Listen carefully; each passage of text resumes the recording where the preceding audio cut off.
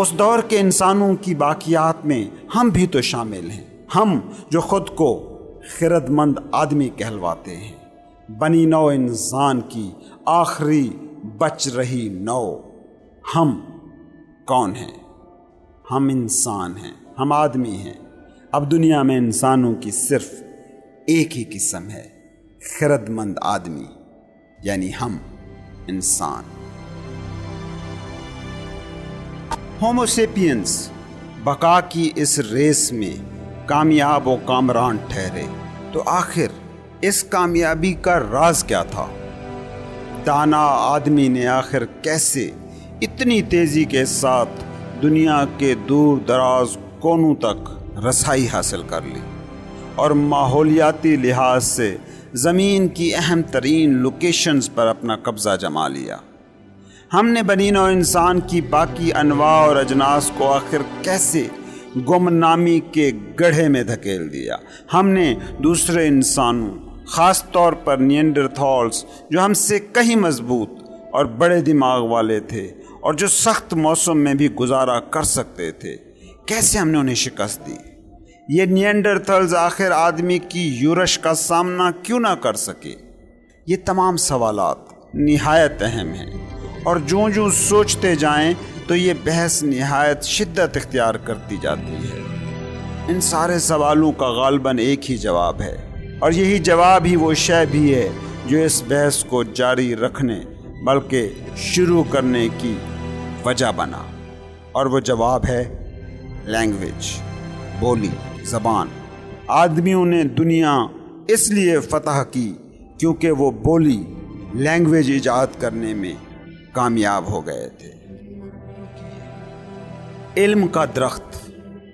اب تک کی بحث سے ہم یہ جان چکے کہ دانا انسانوں کی آبادیاں مشرقی افریقہ میں تو 1.5 لاکھ سال پہلے ہی پھیل چکی تھیں، لیکن آج سے تقریباً 70,000 سال پہلے اس نے انسانوں کی باقی انواع کو معدوم ہونے کے خطرے سے دوچار کر دیا تھا، اور اب ہم انسان زمین پر قبضہ کرنے کو بالکل تیار تھے۔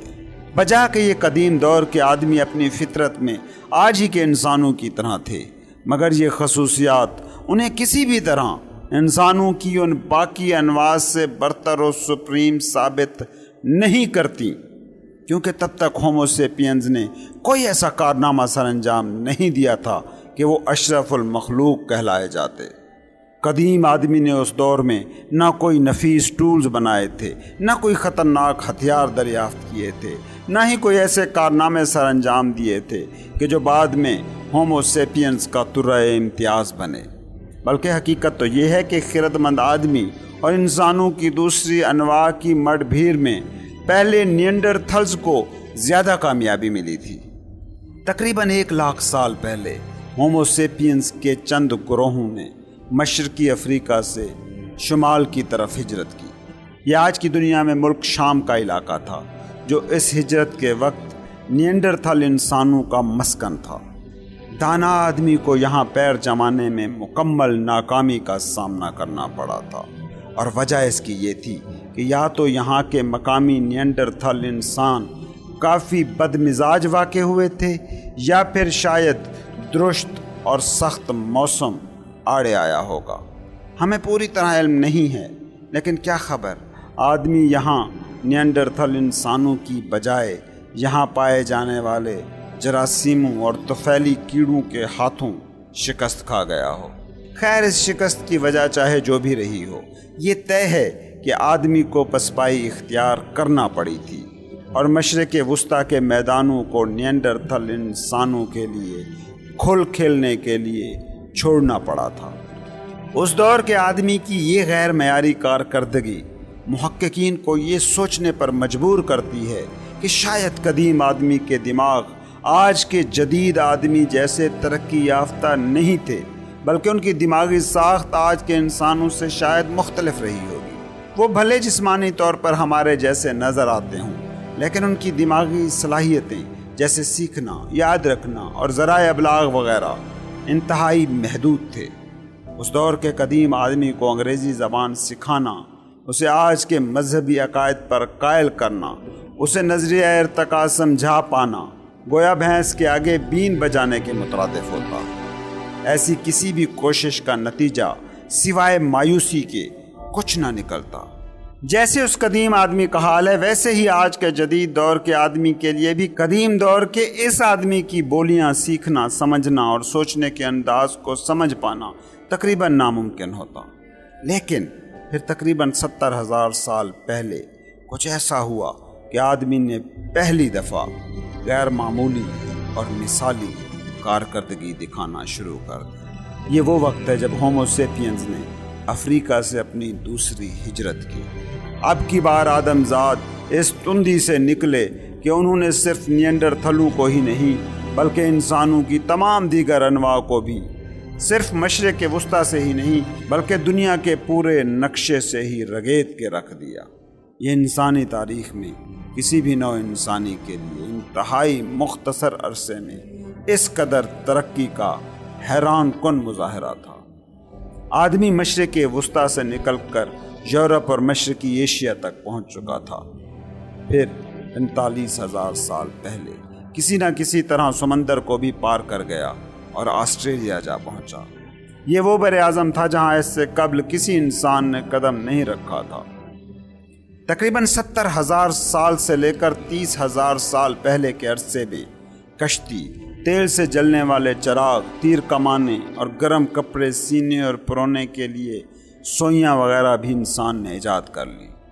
اس دور کا ایک نمونہ بھی دریافت ہوا کہ جسے واقعی آرٹ کہا جا سکتا ہے، اور یہ نمونہ تھا ہاتھی دانت سے بنا ایک شیر نما آدمی جو جرمنی کی ایک غار سے دریافت ہوا۔ یہ آرٹ اور کاریگری اس دور میں مذہبی عقائد، کامرس اور سماجی طبقہ بندی کی طرف پہلا اشارہ بھی دیتی ہے۔ محققین کی اکثریت اس بات پر متفق ہے کہ آدمی کی ان بے مثال کامیابیوں کی اصل وجہ اس کی دماغی صلاحیتوں میں آنے والا انقلاب تھا۔ اس دور کے انسانوں کو کہ جنہوں نے نیانڈرتھل انسانوں کو فنا کی وادی میں دھکیلا تھا، پہلی بار سمندر کو پار کر کے بر اعظم آسٹریلیا پر قدم رکھا تھا اور شیرنما ہاتھی دانت کا بنا مجسمہ تخلیق کیا تھا۔ بلا شبہ آج کے جدید انسان جتنا ذہین، تخلیقی صلاحیتوں کا حامل اور احساس کی دولت سے مالا مال تسلیم کیا جا سکتا ہے۔ اگر آج ہم اس شیرنما آدمی کی مورت کے خالق سے مل پاتے تو کوئی وجہ نہیں تھی کہ ہم اس کی بولی سیکھ پاتے اور اسے اپنی بولی سمجھا پاتے۔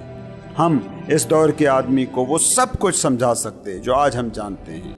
انہیں ایلس ان ونڈرلینڈ کے قصے سنا سکتے تھے اور کوانٹم فزکس کی پیچیدگیاں بھی سمجھا سکتے تھے۔ یہی نہیں بلکہ اس دور کا قدیم آدمی بھی اپنے خیالات اور دنیا کے مطابق اپنے نظریات ہمیں نہایت آسانی سے سمجھا لیتا۔ سوچ کا یہ نیا انداز اور کمیونیکیشن کے یہ نئے ذرائع آج سے تقریباً 70,000 سال اور پچھلے 30,000 سال کے درمیانی عرصے میں ظاہر ہوئے۔ اس دور کو بلا شبہ شعور یا آگہی کے انقلاب کا دور کہا جا سکتا ہے۔ اب سوال یہ ہے کہ وہ کیا حالات تھے جو شعور اور آگہی کے اس انقلاب کی بنیاد بنے؟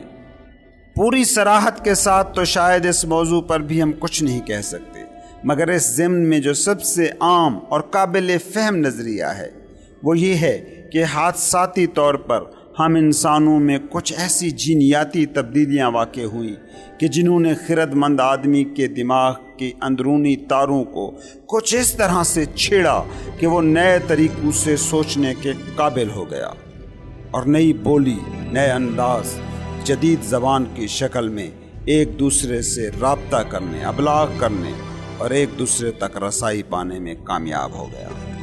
ہم بجا طور پر اس حادثے کو علم و آگہی کے درخت کی جینیاتی تبدیلی قرار دے سکتے ہیں۔ اب اگلا سوال یہ پیدا ہوتا ہے کہ یہ جینیاتی تبدیلی آخر صرف خرد مند آدمی یعنی ہومو سیپینز کے دماغ میں ہی کیوں پیدا ہوئی؟ یہ انقلاب نیانڈرتھل کے ہاں کیوں نہ آیا؟ اب اس کا جواب تو شاید یہی ہو سکتا ہے: تقدیر، قسمت، نصیب۔ ہاں، اگر آپ ریشنلسٹ ہیں، دلیل ہی آپ کا واحد طریقہ تحقیق ہے، تو اسے آپ ایک حسین اتفاق کا نام بھی دے سکتے ہیں۔ ہم اس بارے میں آج کی تاریخ میں بس اتنا ہی کہہ سکتے ہیں۔ اس پوائنٹ پر تقدیر یا حسین اتفاق کی بحث سے کہیں اہم بحث کا موضوع وہ نتائج ہیں جو اس واقعے سے نکلے۔ اس واقعے کی وجوہات جاننا مکھی پر مکھی مارنے کے علاوہ اور کچھ نہیں، لیکن اس شعور و آگہی کے انقلاب نے جو اثر انسانی زندگی اور زمین پر ڈالا اس کو موضوع بحث بنایا جا سکتا ہے۔ اور یہاں ایک اور بھی اہم سوال پیدا ہوتا ہے کہ آخر ایک معمولی سی ایجاد یعنی لینگویج کی دریافت میں ایسی کیا خاص بات تھی کہ ہم انسان فاتح عالم بن گئے، اشرف المخلوق قرار پا گئے، باقی تمام انسانی انواع پر ہی نہیں باقی تمام حیات پر بھی غالب آ گئے۔ کیا ہم نے جو زبان دریافت کی وہ کوئی انوکھی زبان تھی؟ پہلے بھی تو ہر جانور اپنے تئیں کسی نہ کسی زبان کسی نہ کسی ذریعہ ابلاغ کو استعمال کر ہی رہا تھا۔ حتیٰ کہ سائنسی بنیادوں پر ہم جانتے ہیں کہ کیڑے مکوڑے جیسے چونٹیاں اور شہد کی مکھیاں تک بھی نہایت نفیس طریقے سے ایک دوسرے کے ساتھ ابلاغ کرنے میں مہارت رکھتی ہیں۔ وہ نہایت غیر معمولی انداز میں ایک دوسرے کو خوراک اور پھل پھولوں بارے اطلاع فراہم کرتی ہیں۔ کئی جانور ہیں بشمول افریقی بندر، بن مانس اور بندروں کی باقی تمام اقسام کے یہاں واضح صوتی بولیاں بولی جاتی ہیں۔ مثال کے طور پر ہرے بندر کو دیکھیں، اطلاعات کی ترسیل کے لیے کئی طرح کی آوازوں پر مشتمل پکار کا یہ سہارا لیتے ہیں۔ ماہر حیوانیات نے ایسی ہی چیخ نما پکار کا تفصیلی جائزہ لیا ہے اور ان کی اس کوڈڈ چیخ پکار کو ان کوڈ کیا تو انہیں یہ فکرے سننے کو ملے: محتاط رہو عقاب ہے۔ اسی طرز کی لیکن تھوڑی سی ایک مختلف آواز کا ترجمہ بنتا ہے: محتاط رہو شیر ہے۔ سائنسدانوں نے جب یہی ریکارڈ کی ہوئی آوازیں جو عقاب کے متعلق تھیں ہرے بندروں کے ایک جتھے کے سامنے ریکارڈر پر چلائیں تو تمام بندر یکدم ہی تمام مصروفیات چھوڑ کر سہم کر بیٹھ گئے اور آسمان کی طرف دیکھنے لگے۔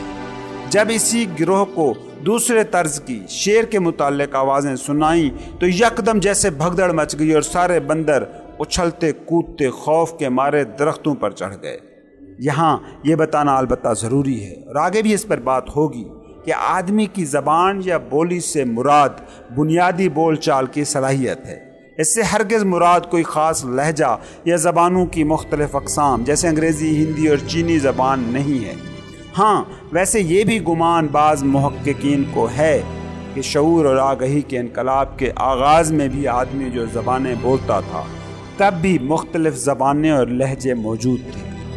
خیر آدمی کی خصوصیت یہ ہے کہ وہ ہرے بندر کے مقابلے میں کہیں زیادہ اور کئی طریقوں کی آواز نکال سکتا ہے، لیکن پھر یہ ایسی خاصیت ہے جو ہاتھیوں اور ویل مچھلیوں میں بھی پائی جاتی ہے۔ ایک طوطا وہ ساری چیزیں دہرا سکتا ہے جو البرٹ آئنسٹائن نے کہی ہوں گی۔ یہی نہیں بلکہ طوطے نے تو فون بجنے کی آواز، دروازے کی چرچراہٹ اور سائرن کی نقل بھی اتار لی ہے۔ ہمیں یہ سمجھنے کی ضرورت ہے کہ آئنسٹائن کو اگر کسی طوطے پر جو فوقیت تھی وہ ہرگز کسی بولی بولنے کی صلاحیت کی بنا پر نہیں تھی، تو آخر ہماری بول چال اور زبان میں ایسی کیا خاص بات ہے؟ اس سوال کا سب سے عام جواب تو یہی ہے کہ ہماری زبانیں اور بولیاں نہایت فلیکسیبل، لچکیلی اور نفیس ہیں۔ ہم آوازوں اور اشاروں کی محدود تعداد کو لاتعداد جملوں میں استعمال کر سکتے ہیں، اور وہ بھی ایسے کہ ہر جملہ الگ معنی دے۔ اور یہی وجہ ہے کہ ہم نے اپنے ارد گرد کی دنیا کے بارے میں بے تحاشا مقدار میں معلومات کو، انفارمیشنز کو اچھی طرح سمجھا، انہیں اپنے دماغ میں اتارا، انہیں دماغ میں سٹور کیا، میموری بنائی اور پھر اپنی نسلوں کو، دوسرے انسانوں کو منتقل کیا۔ دوسری طرف اس کے مقابلے میں اگر ہرے بندر کو دیکھیں تو وہ صرف اپنے ساتھیوں کو متنبع کر سکتا ہے، بس اتنا ہی سمجھا سکتا ہے کہ محتاط رہو عقاب آیا، محتاط رہو شیر آیا۔ مگر اس کے برعکس آدمی اپنے دوستوں کو پوری کہانی سنا سکتا ہے۔ جیسے آج صبح کا واقعہ ہے، دریا کے کنارے میں نے ایک شیر کو دیکھا جو جنگلی بھینسوں کے ریوڑ کا پیچھا کر رہا تھا۔ پھر وہ مزید تفصیلات جیسے اس شیر کی موجودگی کا صحیح محل وقوع اور اس جگہ پر جانے والے تمام راستوں کی معلومات کو بھی بتا سکتا تھا۔ اس طرح کی تفصیلات سے آگہی کا یہ فائدہ ہوتا ہے کہ اس آدمی کے قبیلے کے لوگ یا اس کے باقی ساتھی مل بیٹھ کر اس پر غور و خوض کرتے ہیں۔ وہ دریا کا رخ کر کے شیر کو بھگانے کا فیصلہ کر سکتے تھے۔ وہاں جنگلی بھینسوں کا ایک پورا ریوڑ بھی ہے تو شکار کی منصوبہ بندی بھی کی جا سکتی تھی۔ ہاں، اس بارے میں البتہ ایک اور بھی نظریہ کافی مشہور ہے، اور وہ یہ کہ دراصل ہماری بے مثل اور منفرد زبان ارتقائی عمل سے گزر کر دنیا سے متعلق معلومات کی رسائی کا ذریعہ بنی تھی، لیکن اس زمانے میں ترسیل کی جانے والی سب سے اہم معلومات شیروں اور جنگلی بھینسوں کے محل وقوع سے متعلق نہیں تھی، بلکہ یہ دوسرے آدمیوں کے بارے میں ان کی مشغولات، روزمرہ کی جانکاری اور ذاتی باتیں ہوا کرتی تھی۔ ہماری بھانت بھانت کی بولیوں کا اصل رنگ اور ارتقائی خاصیت دراصل گپ شپ اور ادھر ادھر کی لایعنی باتوں میں مہارت میں چھپا تھا۔ اس نظریے کے تحت خردمند آدمی صحیح معنوں میں ایک سماجی جانور بن کر ابھرا۔ آدمی کے لیے سماجی تعلق داری، تعاون اور اشتراک بقا اور افزائش نسل کی کنجی بن گیا۔ ایک فرد، چاہے وہ مرد ہو یا عورت، اس کے لیے شیروں اور جنگلی بھینسوں کے ریوڑ بارے معلومات کافی نہیں ہوتی۔ اس کے لیے زیادہ اہم یہ ہے کہ وہ یہ جان لے کہ اس کے گروہ میں کون کس سے نفرت کرتا ہے، کون کس کے بستر کی زینت بن چکا ہے یا بن چکی ہے، کون ایماندار ہے، کون بے ایمان ہے۔ اس معاملے کو کچھ یوں سمجھنے کی کوشش کریں۔ چند درجن آدمیوں، مردوں اور عورتوں کے کسی گروہ میں افراد سے متعلق جتنی معلومات جمع کر کے ترسیل کی جا سکتی ہے، اس کی مقدار ہوش اڑانے کے لیے کافی ہوتی ہے۔ مثال کے طور پر تحقیق ثابت کرتی ہے کہ 50 افراد پر مشتمل کسی معمولی گروہ میں افراد کے بیچ تعلق، واسطوں، رشتوں اور نعتوں کی تعداد کم از کم 1225 ہو سکتی ہے۔ سماجی لحاظ سے مزید گہرے اور پیچیدہ میل اور امتزاج تو لاتعداد ہوتے ہیں۔ بن مانس اور افریقی بندروں کی تقریباً تمام اقسام اس طرح کی سماجی معلومات کے حصول میں بے حد دلچسپی رکھتے ہیں، لیکن وہ اس بارے میں مؤثر انداز میں گپ شپ کرنے میں شدید مشکلات کا سامنا کرتے ہیں۔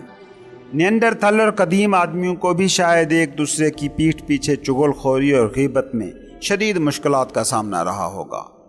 یہ کہنے کو تو ایک مضرت رساں یعنی بدنیتی پر مشتمل عادت ہے، لیکن بہرحال بڑی تعداد میں افراد کے بیچ تعاون اور اشتراک کے لیے انتہائی لازمی چیز ہے۔ 70,000 سال پہلے جب آدمی نے بات چیت اور گپ شپ میں مہارت حاصل کر لی تو پھر اس کے لیے منہ بند رکھنا مشکل ہو گیا۔ اس دور کے آدمی بھی آج ہی کی طرح گھنٹوں کسی بھی موضوع پر بے تکان گفتگو جاری رکھ سکتے تھے۔ کئی لوگوں کے بارے میں مستند معلومات حاصل ہو جائیں تو کئی افراد کے چھوٹے چھوٹے گروہوں کو ایک دوسرے میں ضم کر کے بڑا گروہ تشکیل دیا جا سکتا تھا۔ مستند معلومات کا مطلب لوگوں کو ایک دوسرے کے متعلق سچائی پتہ چلتی، باہمی بھروسے کا اندازہ ہو جاتا۔ اس صلاحیت کے بل بوتے پر آدمی ایک دوسرے کے ساتھ زیادہ گہرے تعلقات بنا سکنے میں کامیاب ہوئے، نئے رشتے جوڑے اور یوں سماجی اشتراک اور باہمی تعاون کو فروغ ملا جو انسان کی بقا اور باقی جانداروں پر اس کی فتح کا بہت بڑا سبب قرار دیا جا سکتا ہے۔ یہ عین ممکن ہے کہ گپ شپ کے حوالے سے جو یہ نظریہ آپ نے جانا وہ سننے میں آپ کو مضحکہ خیز لگے، عجیب لگے، لیکن جتنی بھی سنجیدہ ریسرچز اس موضوع پر آئی ہیں وہ اس نظریے کی شدت سے حامی ہیں۔ کیا آپ نے کبھی غور کیا کہ آج بھی انسانوں کے درمیان پیغام رسانی اور معلومات کی ترسیل کا ایک بڑا ذریعہ یہی گپ شپ ہے، چاہے اس کے لیے طریقے کوئی بھی استعمال کیے جاتے ہوں، چاہے گپے مار رہے دوست ہوں، ای میلز ہوں، فون کالز ہوں یا اخباروں کے کالم اور فیچر، یہ سب گپ بازی ہی کی قسمیں ہیں۔ توجہ سے دیکھا جائے تو ایسا لگتا ہے کہ جیسے ہماری بول چال اور زبان کی صلاحیت وجود میں ہی اسی لیے آئی تھی۔ آپ کا کیا خیال ہے؟ تاریخ کے شعبے میں زندگی بھر تحقیق کرنے والے جو پروفیسر حضرات ہیں، وہ جب دوپہر کو اکٹھے ہو کر میز پر کھانا کھاتے ہوں گے تو کیا وہ پہلی جنگ عظیم کی وجوہات پر باتیں کرتے ہوں گے؟ یا سائنسی کانفرنسز میں دنیا بھر سے جو شرکت کرنے والے نیوکلیئر فزکس کے ماہرین چائے کے وقفے پر مل بیٹھتے ہیں تو تب کوانٹم فزکس کے پیچیدہ موضوعات پر گفتگو کرتے رہتے ہوں گے؟ ظاہر ہے کہ بعض اوقات تو ایسا ہوتا ہوگا، لیکن ہمیشہ ایسا نہیں ہوتا، بلکہ ہمیشہ تو ایسا ہوتا ہے کہ جب یہ حضرات فارغ وقت ملتے ہیں تو وہ اس پروفیسر کے بارے افواہوں پر بات کرتے نظر آتے ہیں جس کی بیوی نے اسے اس کی داشتہ کے ساتھ رنگے ہاتھوں پکڑ لیا تھا۔ ویسے زیادہ تر پروفیسر حضرات کھانے کی میز پر ڈپارٹمنٹ کے چیئرمین کی بدخوئیاں کرتے ہی پائے جاتے ہیں۔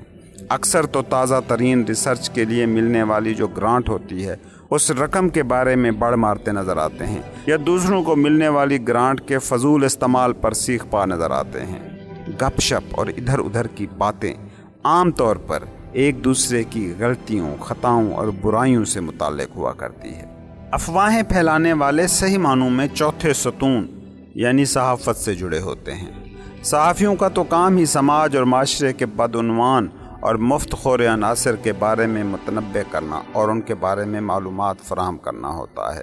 یہ گپ شپ کا نظریہ یا دریا کے کنارے شیر کی کہانی کا نظریہ دونوں ہی درست ہو سکتے ہیں۔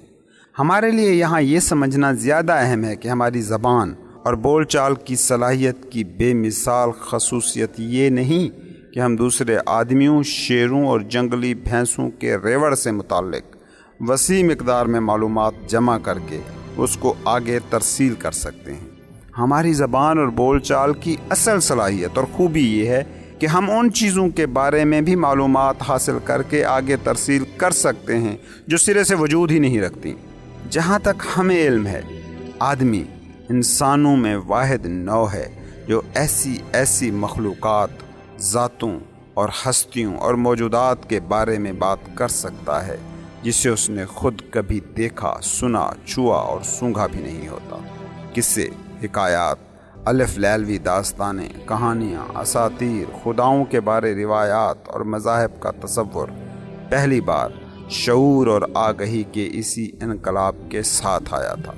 دوسرے جانوروں کی کئی اقسام اور انسان کی تقریباً سبھی انواع پہل صرف یہی کہا کرتی تھیں کہ محتاط رہو، شیر ہے، لیکن یہ شعور اور آگہی کی دین ہے کہ خرد مند آدمی کو یہ صلاحیت مل گئی کہ وہ یہ کہنے کے قابل ہو گیا کہ سنو، خبردار، آگے شیر ہے۔ لیکن یہ جو شیر ہے یہ اصل میں ہمارے قبیلے کی حفاظت پر معمور کوئی پاک روح ہے۔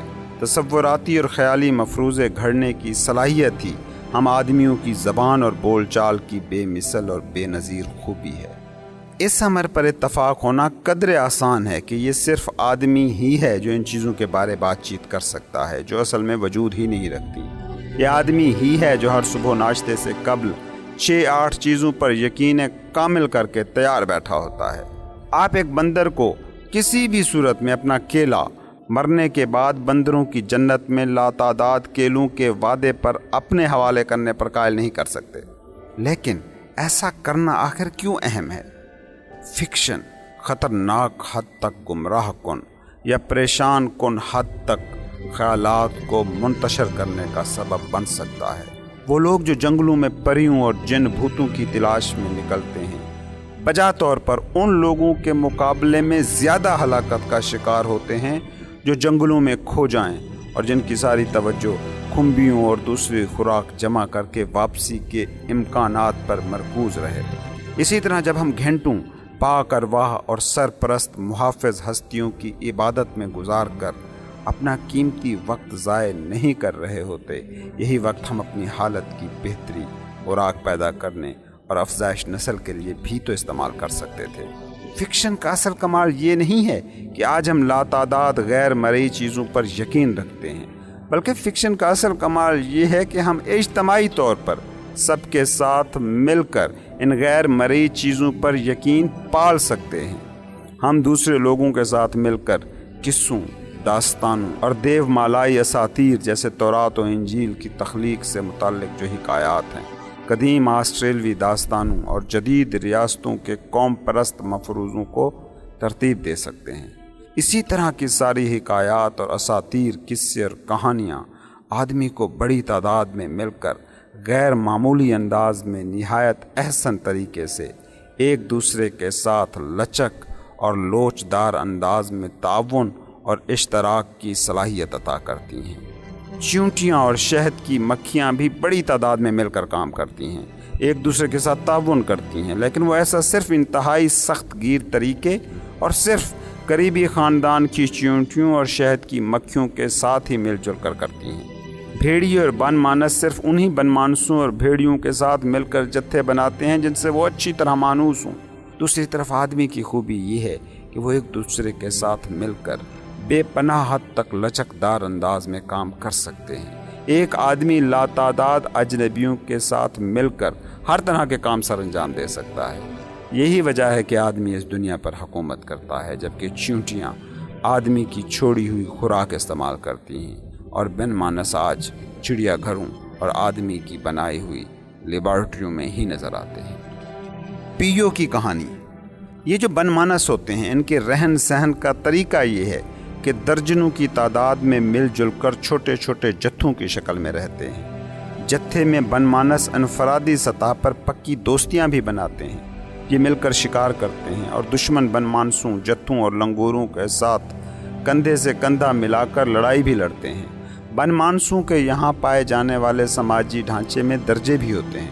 اس سے مراد یہ ہے کہ ہر جتھے کا ایک سردار ہوتا ہے جس کی خوب چلتی ہے۔ یہ سردار کوئی نر بن مانس ہی ہوتا ہے۔ اسے الفا نر کہتے ہیں، یا یوں کہیے یہ جتھے کا سب سے تگڑا نر ہوتا ہے۔ جتھے کے دوسرے نر اور مادہ بن مانس اس تگڑے نر کے سامنے ہر وقت غصے سے غراتے رہتے ہیں۔ اس طرح بڑبڑا کر اور ناراضگی کا اظہار کر کے وہ اس کی حاکمیت کو تسلیم کرتے ہیں۔ بن مانس انسانوں کی طرح نہیں ہوتے جو اپنے بادشاہ یا مرشد کے سامنے نہایت ادب اور خاموشی کے ساتھ جھک کر اور گھٹنے ماتھے ٹیک کر تعظیم بجا لاتے ہوں اور بادشاہ اور مرشد کو اس کی حاکمیت جتاتے ہوں۔ بن مانسوں میں اس حاکم نر کا اصل کام یہ ہوتا ہے کہ وہ اپنے جتھے کے اندر سماجی مطابقت، اتحاد اور ہم آہنگی قائم رکھے۔ اگر جتھے کے دو بن مانس آپس میں لڑ پڑیں تو یہ سردار نر بیچ میں پڑھ کر تشدد کو روکتا ہے۔ بعض موقعوں پر فیاضی کا مظاہرہ کر کے کسی بن مانس کو زیادہ خوراک دلا کر مروب کرنے کی کوشش بھی کرتا ہے تاکہ جتھے کا مقصد پورا ہو، اور ہمیشہ ہی یہ چھوٹے، کم ظرف یا کمزور بن مانسوں کو مادہ بن مانسوں کے ساتھ جنسی تعلق قائم کرنے سے روکے بھی رکھتا ہے۔ بن مانس کے کسی جتھے میں جب نر حاکمیت کے لیے لڑائی لڑتے ہیں تو وہ ایسا اکیلے، تنے تنہا یا صرف اپنی جسمانی طاقت کے بل بوتے پر نہیں کرتے۔ وہ جتھے کے اندر ساتھی تلاش کرتے ہیں، نر اور مادہ دونوں طرح کے ساتھی، جس طرح بھی ممکن ہو، اور جتنی بھی زیادہ تعداد میں حامی مل جائیں اتنا بہتر۔ جتھے کے لیے کسی بھی نر بن مانس کے لیے حمایت حاصل کرنا آسان نہیں ہوتا۔ اسے محنت کے بل بوتے پر ہر روز دوسرے بن مانسوں کی خیر خبر لینا پڑتی ہے، ان کے ساتھ تعلقات بنائے رکھنے پڑتے ہیں، گہرا اور جگری ناطہ جوڑنا پڑتا ہے، بے تکلفی کا سہارا بھی لیا جاتا ہے، اپنے دوستوں کو ہر روز گلے لگا کر، چھو کر، چوم کر، پچکار کر اور کسی نہ کسی طرح بخشش، عنایات اور خیر خواہی کا اظہار کر کے تعلقات کو باور کرانا پڑتا ہے۔ وہ نر بن مانس جو جتھے کی حاکمیت کے خواہاں ہوں، ان کی مثال انسانوں میں سیاستدانوں کی طرح ہوتی ہے جو انتخابی مہم کے دوران حلقے میں جگہ جگہ جا کر لوگوں سے ملاقاتیں کرتے ہیں۔ وہ مردوں کے ساتھ ہاتھ ملاتے ہیں، ان کے بچوں کو لاڈ کرتے پھرتے ہیں۔ بن مانسوں کے ہاں جتھوں کی سرداری حاصل کرنے کا خواہاں نروں کا زیادہ تر وقت دوسرے بن مانسوں کے بچوں کو چومتے، چمکارتے اور ان کی پیٹھ سہلاتے ہوئے گزرتا ہے۔ ایک نر بن مانس جتھے کا سردار اس لیے نہیں بنتا کہ وہ جسمانی طور پر مضبوط ہوتا ہے، بلکہ اس کی اصل طاقت جتھے کی رہنمائی کرنے، تعلقات استوار کرنے اور بن مانسوں کے بیچ اتحاد قائم رکھنے کی صلاحیت پر ہوتا ہے۔ بن مانسوں کے یہ اتحاد اور گٹھ جوڑ ہی ہوتے ہیں جو نہ صرف سرداری کا تعین بلکہ روزمرہ کے معاملات کو چلانے میں بھی اہم کردار ادا کرتے ہیں۔ ایسے کسی بھی متحد جتھے کا رکن بن مانس اپنا زیادہ تر وقت اکٹھے گزارتے ہیں، کھانا بانٹ کر کھاتے ہیں اور مشکل وقت میں ایک دوسرے کی مدد بھی کرتے ہیں۔ بن مانسوں کے جتھوں کو برقرار رکھنے اور احسن طریقے سے چلانے کے لیے ضروری ہوتا ہے کہ عددی لحاظ سے حد مقرر رہے۔ کسی بھی جتھے کی کامیابی کا راز یہ ہے کہ اس میں شامل بن مانسوں کے بیچ اتحاد اور اتفاق قائم رہے۔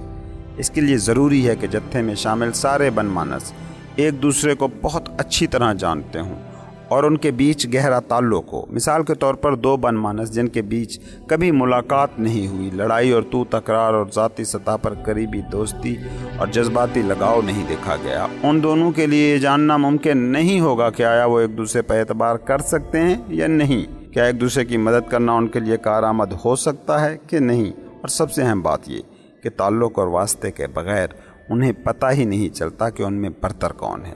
عام طور پر یعنی قدرتی طور پر بن مانسوں کے ایک مثالی جتھے میں زیادہ سے زیادہ 50 اور کم سے کم 20 بن مانس ہوتے ہیں۔ جتھے میں جیسے جیسے بن مانسوں کی تعداد بڑھتی جاتی ہے، سماجی طور پر یہ گروہ کمزور پڑتا جاتا ہے۔ ایک وقت ایسا آتا ہے کہ یہ جتھا برقرار نہیں رہتا اور اگلے جتھے میں سے بن مانسوں کا ایک نیا جتھا نکل آتا ہے۔ ایسا کم ہی ہوتا ہے کہ کوئی جتھا اتنا بڑا ہو جائے کہ اس میں شامل بن مانسوں کی تعداد 100 تک پہنچ جائے۔ ایک جتھے میں شامل بن مانسوں کے بیچ اتفاق تو قائم ہو سکتا ہے، لیکن ایسا ہونا تقریباً ناممکن ہے کہ دو الگ جتھوں کے بیچ گٹھ جوڑ ہو جائے۔ بن مانسوں کے جتھے آپس میں کبھی اتحاد نہیں بناتے اور ان کے بیچ ہمیشہ ہی خوراک اور علاقے کے لیے لڑائی جاری رہتی ہے۔ سائنسدانوں نے بن مانسوں کے جتھوں کے بیچ طویل لڑائیوں اور چپکلشوں کا پورا ریکارڈ جمع کر رکھا ہے۔ یہ لڑائیاں، یہ چپکلشیں برسوں جاری رہتی ہیں، بلکہ ایسا بھی دیکھا گیا ہے کہ بن مانسوں نے عداوت اور دشمنی میں دوسرے جتھوں کا انتہائی مہارت اور نظم و ضبط کے ساتھ ایک ایک کر کے پورے جتھے کا صفایا بھی کر دیا۔ پتہ یہ چلا کہ بن مانسوں کے یہاں بھی نسلی صفائے کا تصور پایا جاتا ہے۔ اوائل دور کے انسان بشمول قدیم آدمی کی سماجی زندگی بھی غالباً کچھ ایسی ہی تھی۔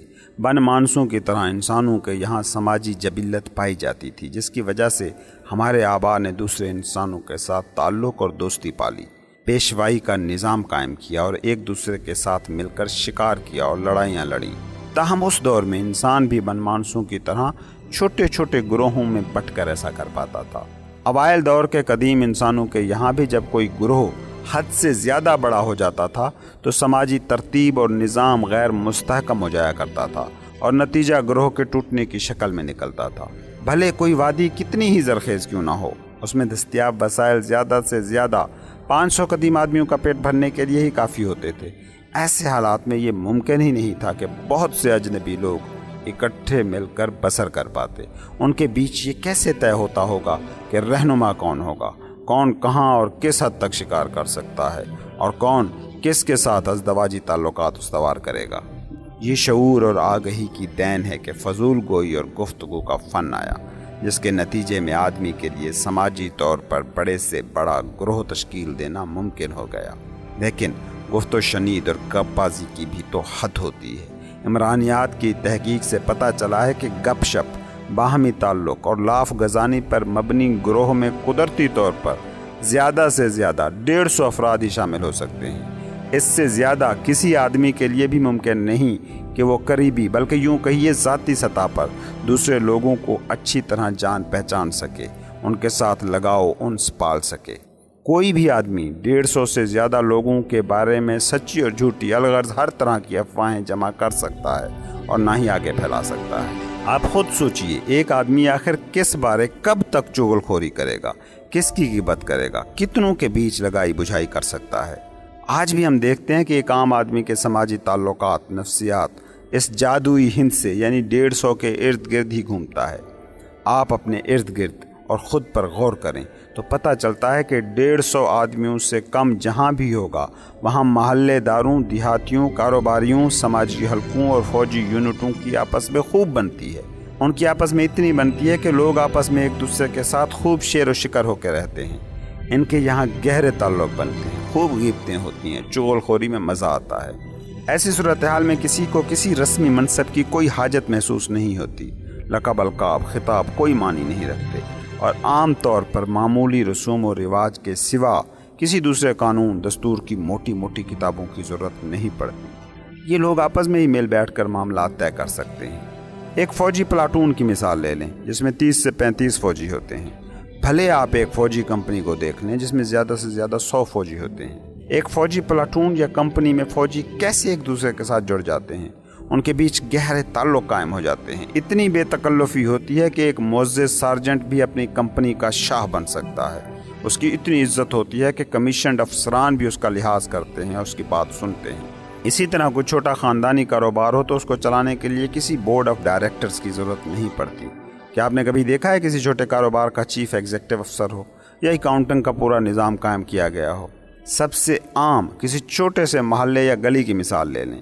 20-25 گھروں میں 50-100 لوگ مل جل کر رہتے ہیں۔ اس گلی میں 2-4 بڑے بھی ہوتے ہیں جن کی سبھی عزت کرتے ہیں۔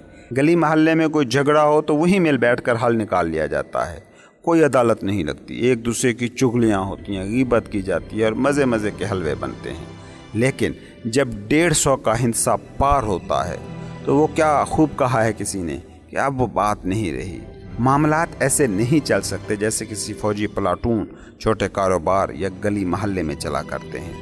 آپ فوج میں ایک ڈویژن جس میں ہزاروں فوجی ہوتے ہیں اس کو ایک پلاٹون کی طرح نہیں چلا سکتے۔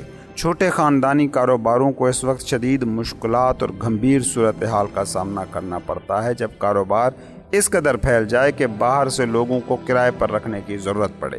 ایسے کاروبار اگر خود کو دوبارہ سے ایجاد نہ کریں، اختراعی تبدیلیاں نہ کریں تو پھر یہ فنا ہو جاتے ہیں۔ 150 افراد تک محدود گروہ بندی کی اس مشکل کا آخر آدمی نے حل کیسے نکالا؟ اس دہلیز کو پار کیسے کیا؟ آدمی نے گلی محلے تو چھوڑ ہزاروں اور لاکھوں نفوس پر مشتمل شہر بسا لیے، ایسی سلطنتیں قائم کی جس میں لاکھوں نہیں بلکہ کروڑوں آدمی تھے۔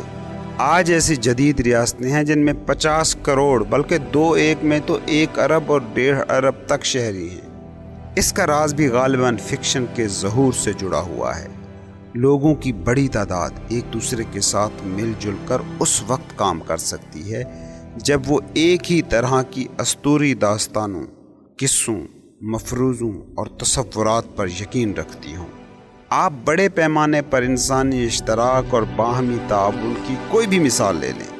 ایک جدید ریاست، قرون وسطیٰ کا کوئی چرچ، بہت ہی پرانا کوئی شہر یا بہت کوئی قدیم قبیلہ، ان سب کی جڑوں میں ایسی مفروضہ داستانیں اور تصورات پر یقین آپ کو ضرور ملے گا جو ان لوگوں کی اجتماعی سوچ اور خیال میں گویا گندھی ہوئی تھی۔ چرچ کی جڑوں میں لوگوں کے باہم مذہبی عقائد اور حکایتیں جمع ہیں۔ 2 ایسے کیتھولک عیسائی جن کے بیچ آج تک کبھی ملاقات بھی نہیں ہوئی، وہ ایک دوسرے کو جاننا تو چھوڑو، انہوں نے اس سے قبل ایک دوسرے کا نام بھی نہ سنا ہو، وہ بھی آن کی آن میں کسی صلیبی جنگ میں شانہ بشانہ لڑ کر مرنے کے لیے تیار ہو جائیں گے۔ اگر جنگ نہ لڑ سکیں تو آنکھیں بند کر کے چندہ دے دیں گے جس سے ہسپتال یا ایک نیا چرچ کھڑا کیا جا سکتا ہے۔ آخر کیوں؟ اس کی وجہ یہ ہے کہ یہ دونوں عیسائی اس تصور پر یقین رکھتے ہیں کہ کسی زمانے میں خدا انسانی جسم میں مجسم ہو کر آیا تھا اور اس نے ہمارے گناہوں کے لیے خود کو سولی پر چڑھایا تھا۔ اب یہ ہمارا فرض ہے کہ ہم اس کی اس قربانی کا اپنے جان و مال اور وقت کے ذریعے لحاظ رکھیں۔ اسی طرح ریاستوں کی جڑوں میں قوم پرستی کی خیالی باتیں گھلی ہوتی ہیں۔ 2 سرب باشندے جو سربیا کے 2 مختلف کونوں میں بستے ہوں اور ایک دوسرے کو سرے سے جانتے ہی نہ ہوں، وہ دنیا میں کہیں بھی ایک دوسرے کی مدد کرنے، ان کی لڑائی لڑنے پہنچ جائیں گے، کیونکہ یہ دونوں دل و جان سے یقین رکھتے ہیں کہ سرب ایک قوم ہے۔ سربیا ان دونوں کا مشترکہ وطن ہے اور سرب جھنڈا اس دنیا کا سب سے بہتر جھنڈا ہے۔ انصاف کے نظام کی جڑ میں قانون سے متعلق روایات کا ڈیرا ہے۔ وہ وکیل جو خود بھی ایک دوسرے سے اجنبی ہیں، لیکن وہ دونوں اجنبی ایک تیسرے کے دفاع کے لیے میدان میں کود پڑتے ہیں۔ کیوں؟ کیونکہ دونوں انصاف، قانون اور انسانی حقوق کی بالادستی میں یقین رکھتے ہیں۔ زیادہ تر تو انہیں اس کام کے پیسے بھی مل جاتے ہیں۔ غور کیجئے، یہ سارے معاملات ان کہانیوں، قصوں، حکایات، تصورات اور مفروضوں سے باہر کوئی معنی نہیں رکھتے جو آدمی نے ایک دوسرے کو سکھا، پڑھا اور ازبر کرا رکھے ہیں۔ لوگوں کی خیالی دنیا کے علاوہ کہیں بھی دیوتاؤں، کرنسی، پیسوں، انسانی حقوق، قوانین اور انصاف کا کوئی وجود نہیں ہے۔ آج کا یہ جدید انسان یہ بات تو نہایت آسانی سے سمجھ جاتا ہے کہ قدیم دور کے جو ہمارے انسان تھے وہ سماجی نظم و ضبط کو قائم رکھنے کے لیے بھوت، پریت اور روحوں پر یقین رکھتے تھے، مگر آج کے اس جدید انسان کے ذہن میں یہ بات آ ہی نہیں سکتی کہ جدید ادارے، دستور اور رواج کی بنیاد بھی بالکل ایسے ہی پڑی تھی۔ اس نقطے کو سمجھنے کے لیے کاروباری دنیا کی کارپوریشنوں کی مثال لیں۔ آج کے جدید دور کے کاروباری سرمایہ دار اور وکلاء اصل میں انتہائی طاقتور مداری ہیں۔ ان کاروباری حضرات، شاطر وکیلوں، سرمایہ داروں اور قدیم قبائلی شامن پادریوں کے بیچ فرق یہ ہے کہ آج کے وکیل ان کے مقابلے میں زیادہ لمبی لمبی چھوڑتے ہیں اور بہت ہی بڑھ چڑھ کر عجیب و غریب قصے سناتے ہیں۔ اس ضمن میں آپ جدید دور کے پیجو کی کہانی سنیے، جو کہ بہترین اور مثالی ہے۔ آپ کو جرمنی کی غار سے ملنے والا انتہائی قدیم اور آرٹ کا نادر نمونہ شیرنما آدمی تو یاد ہی ہوگا۔ جیسے تب تھا ویسے ہی آج بھی شیر کی شبیہ جوں کی توں استعمال ہوتی ہے۔ آج کل یہ شبیہ پیرس سے لے کر سڈنی تک لاکھوں موٹر کاروں، ٹرکوں اور موٹر سائیکلوں پر ایک نشان کی شکل میں نظر آتی ہے۔ شیر کا یہ نشان پیجو کمپنی کی بنائی ہوئی ہر گاڑی کے فرنٹ بونٹ پر انتہائی نفیس انداز میں سجا کر شان سے لگایا جاتا ہے۔ پیجو یورپ میں گاڑیاں بنانے والی سب سے پرانی کمپنی ہے اور آج کے جدید دور کی سب سے بڑی کمپنی ہے۔ پیجو کمپنی کی ابتدا مشرقی فرانس کے ایک چھوٹے سے قصبے میں ایک چھوٹے خاندانی کاروبار کی صورت میں ہوئی تھی۔ یہ قصبہ اس غار سے صرف 300 کلومیٹر دور ہے جہاں سے شیر نما آدمی کی مورتی دریافت ہوئی تھی۔ آج دنیا بھر میں پیجو کمپنی کے ملازمین کی تعداد 2 لاکھ ہے، جن میں سے اکثریت ایک دوسرے کے لیے اجنبی ہیں۔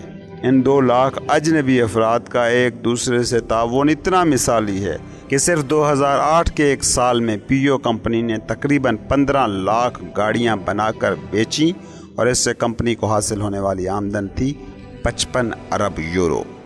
اب آپ خود سوچئے، پیجو جیسی اتنی بڑی بلا، اس کمپنی کا اپنا وجود کیا ہے؟ ہم یہ کہہ سکتے ہیں کہ پیجو کمپنی کی گاڑیاں سڑکوں پر دوڑتی پھرتی نظر آتی ہیں، لیکن وہ تو ظاہر ہے گاڑیاں ہیں، کمپنی تو نہیں ہیں۔ پیجو کمپنی کی ان ساری گاڑیوں کو دنیا بھر سے جمع کر کے کوڑیوں کے دام بیچ کر کسی کباڑی کی دکان میں ختم بھی کر دیں تو پھر بھی پیجو کمپنی تو ختم نہیں ہوگی۔ پیجو کمپنی بدستور نئی گاڑیاں بناتی رہے گی اور سالانہ رپورٹیں بھی اسی طرح جاری کرتی رہے گی۔ اس کمپنی میں کئی فیکٹریاں ہیں، مشینری ہے، شو رومز ہیں۔ اس کمپنی کی ہزاروں کی تعداد میں مکینک، انجینئر، اکاؤنٹنٹ، سیکٹری اور نہ جانے کیا کیا لوگ بھی ہیں، لیکن یہ ساری چیزیں مل کر بھی پیجو کمپنی نہیں کہلائی جا سکتی۔ پیجو کمپنی کی ایک فیکٹری صرف فیکٹری ہی رہے گی، پیجو کمپنی نہیں کہلائے گی۔ فرض کریں کسی آفت یا حادثے کے نتیجے میں پیجو کمپنی کے سارے ملازمین مر کھپ جاتے ہیں، فیکٹریاں جل کر راکھ ہو جاتی ہیں اور ایگزیکٹو دفاتر، شو روم اور سروس ایریا زمیں بوس ہو جاتے ہیں، پھر بھی پیجو کمپنی کے لیے نہایت آسان ہے کہ وہ ادھار پیسہ لے کر نئے ملازمین بھرتی کر کے نئی فیکٹریاں کھڑی کر کے نئی مشینری کے ساتھ دوبارہ گاڑیاں بنانا شروع کر دے۔ پیجو کمپنی کے مینیجر اور سرمایہ لگانے والے بھی ہیں، لیکن عجیب بات یہ ہے کہ ان کو بھی آپ پیجو کمپنی نہیں کہہ سکتے۔ یہ سارے مینیجر نہایت آسانی کے ساتھ معطل کیے جا سکتے ہیں اور اس کمپنی کے سارے حصص اور سارے شیئرز خریدے اور بیچے جا سکتے ہیں۔ کوئی بھی سرمایہ دار اس کمپنی میں حصص خرید بھی سکتا ہے اور جب چاہے بیچ بھی سکتا ہے۔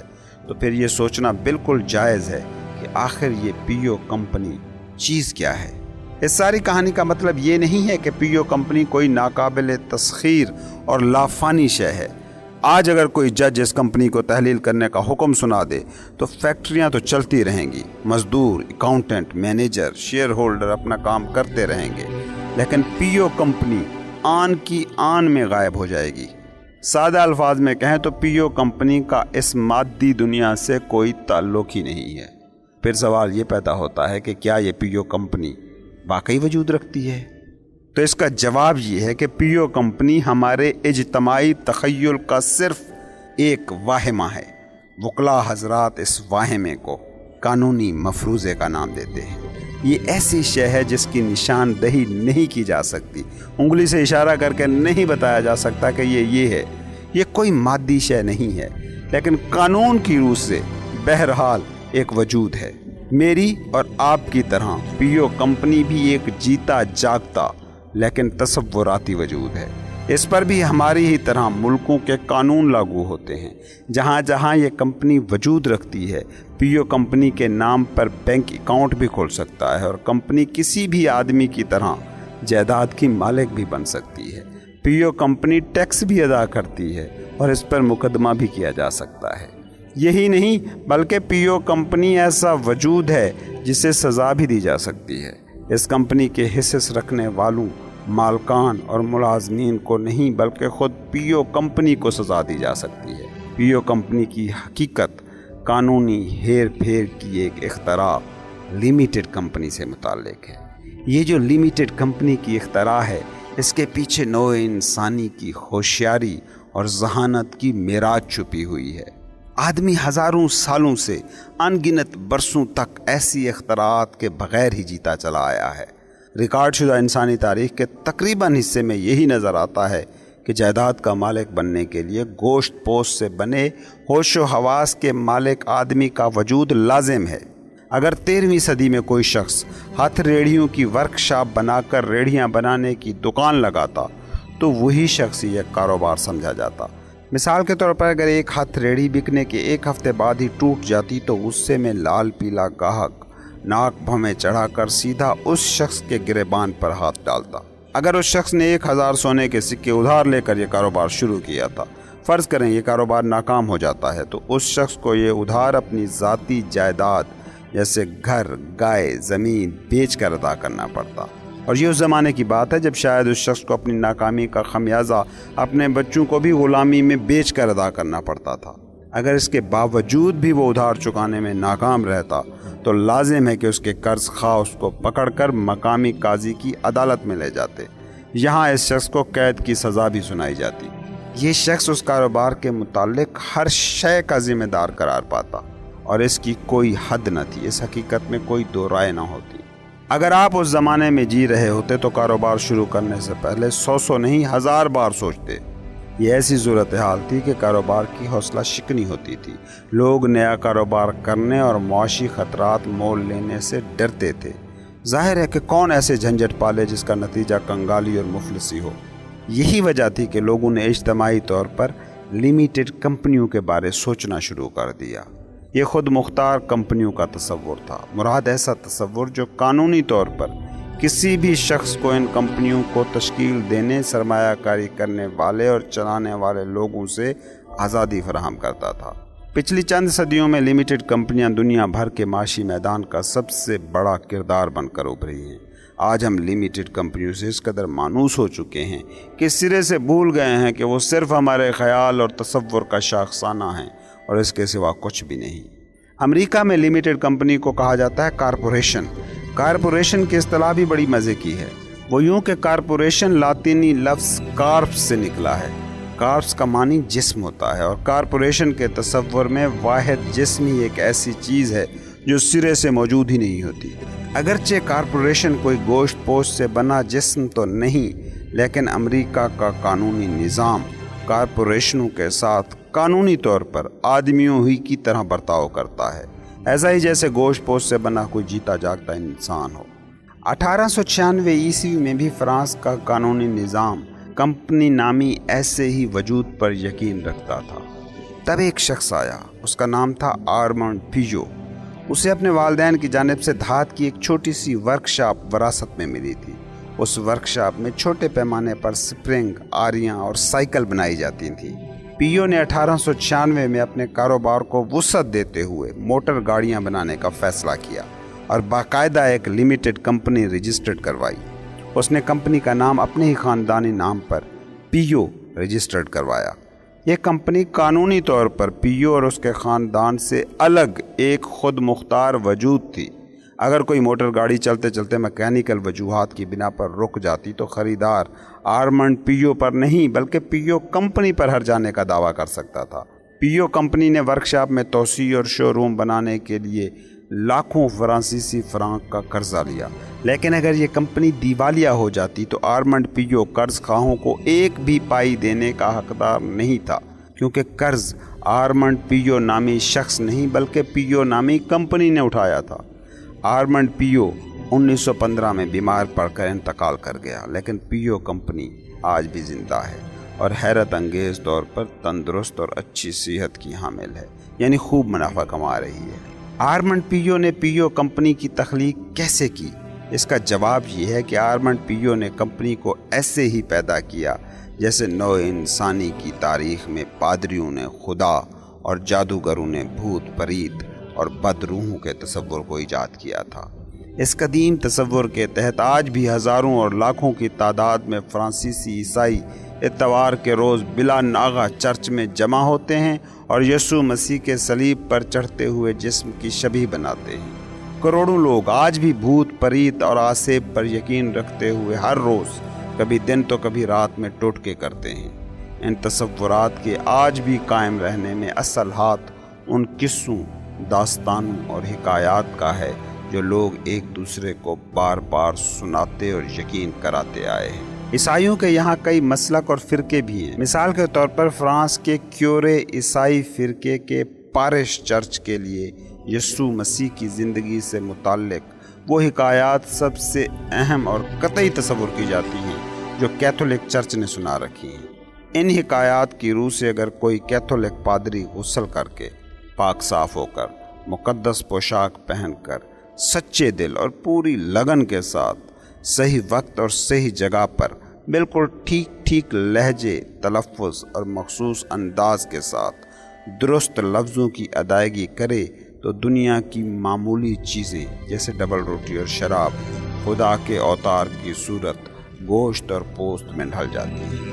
پادری بآواز بلند لاطینی زبان میں وہ لفظ ادا کرتا ہے جس کے معنی ہیں یہ میرا جسم ہے، اور فٹ سے سامنے پڑی ڈبل روٹی اور شراب یسوع مسیح کے گوشت میں ڈھل جاتی ہے۔